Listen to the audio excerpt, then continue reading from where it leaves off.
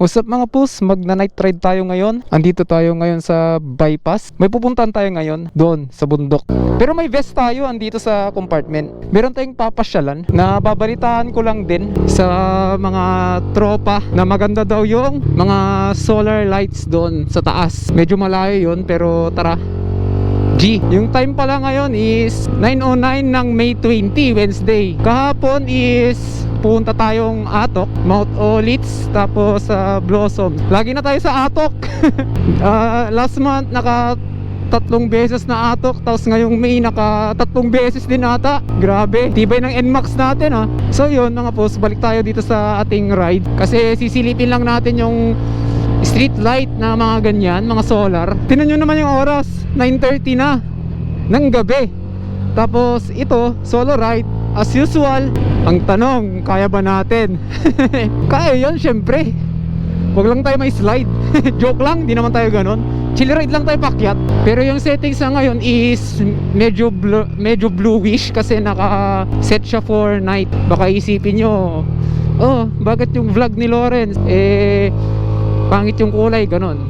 Hindi, sa tutusin nga, marte ako sa color grading ng video or sa mga photo. Feel ko para sa akin, warm lang siya, warm. Kasi gabi naman, di ba? So andito na tayo sa Pias pakyat. Kahit dito sa Pias, medyo maganda na rin yung kanilang street light, oh.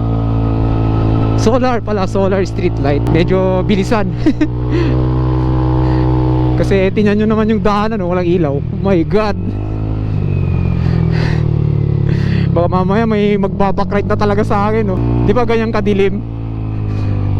Tapos mamaya bibigat yung likod ko. My God, alam na this.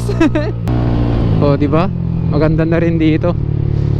May solar na rin. Dati kasi dito sa Pias walang masyadong ilaw. Pero ngayon okay na, may mga solar na. Ito lang yung mahirap sa gabi na mag-rides. Di naman rides to eh. I mean kung nagra-rides ka ng gabi, ito yung mahirap kasi tinan mo yung daanan. Hindi mo alam kung merong buhangin o ano, di ba? Kailangan talaga ilaw mo, easy laser gun. Hindi pwedeng mini driving light, kulang. Grabe, ang creepy. Creepy pala dito kung gabi. Oh. Tinan nyo naman. Ay, may ilaw din. Saka medyo malamig. Syempre bundok, ikaw talaga. Ito yung daanan na alternative papuntang Bagulin. Tagtag, ewan ko, yung shocks to, yung gulong. Pero okay naman siya kahapon eh. May backride pa nga tayo. Hindi siya syadong matagtag. Ewan ko lang. Ngayon lang naman tayong may binakride na dito sa shocks natin. Itong RCB sa likod. Di pa kasi na-tune masyado. Naka-tune lang to para sa akin. Pero para ata sa may backride talaga to naka-tune. Ang tagtag naman kung wala akong backride. Kung may backride siya, maganda. Dito medyo okay na rin, oh. Yung mga street lights, oh, maganda rin. Dito medyo okay na din kasi may mga street light na rin, oh. Maganda na rin siya. Anong ginagawa natin? Street light hunting. What's that? Scary. Oh my God. Ano yun? Gagi.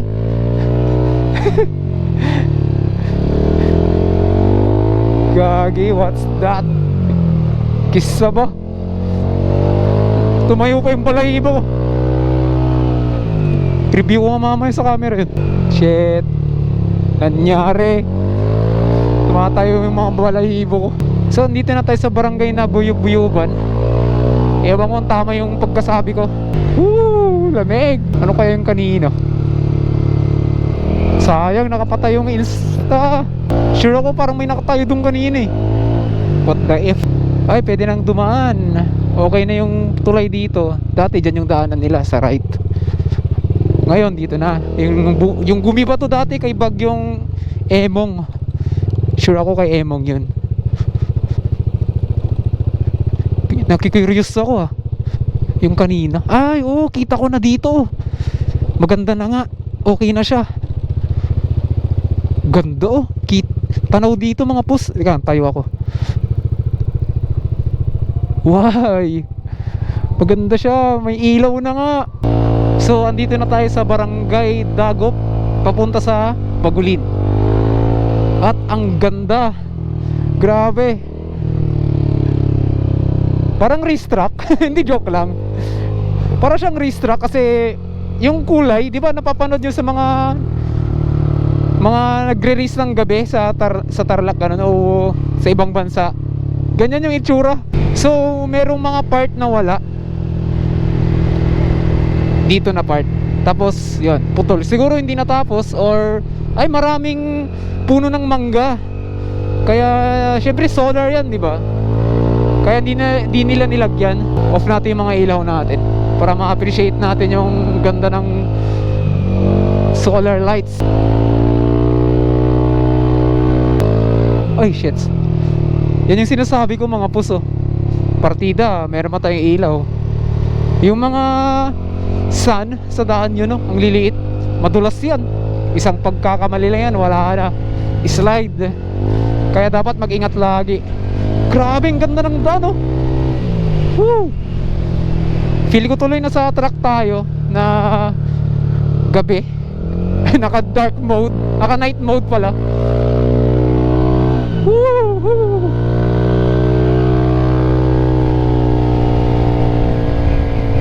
Gumaganda ang laon niya na. Medyo mahaba din pala mga puso. Oh, ang ganda oh. Grabe. Wala lang, feel ko lang mag-ride mag-isa. Yeah. Wala, basta yun na yun. Kung sabihin, mapapatpat pa tayong Bagulin. Saan kaya tayo magpipicture para sa thumbnail?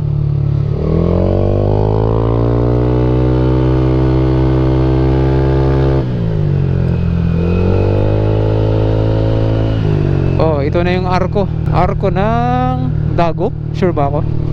Oh, Dagop nga. Saan kaya tayo magta-thumbnail? Ay, dito na siguro. Kasi dyan na yung Bagulin eh, mga post.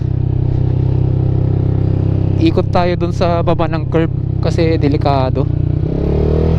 Mahirap na. Baka mamaya is papaano pa.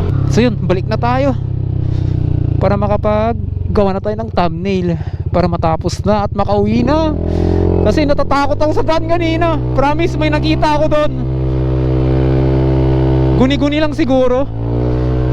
Pero ang weird kasi syempre ngayon ko lang nakita yon, tapos nakakaiba, hindi mo maintindihan. Kasi minsan nakatayo na ganun na hindi mo oh, basta yun na yun. Dito na part. Aray ko. Syempre medyo natakot din ako kanina. Napa-double look ako ng di oras eh. Ayun lang yung problema. Yung ating cam. Uy. Gagi. At yun mga boss, pauwi na tayo. Ang ganda na talaga ng Barangay Dagop ngayon dahil dito sa mga street lights na yan. Oh, di ba? Gandang tignan. Parang nasa racetrack na uphill. Kasi yung kanilang kulay din ang ganda. Bright orange, parang brightish yellow pala yung itsura niya. Yellow, oh, brightish yellow. Bright yellow, sabihin mo na lang.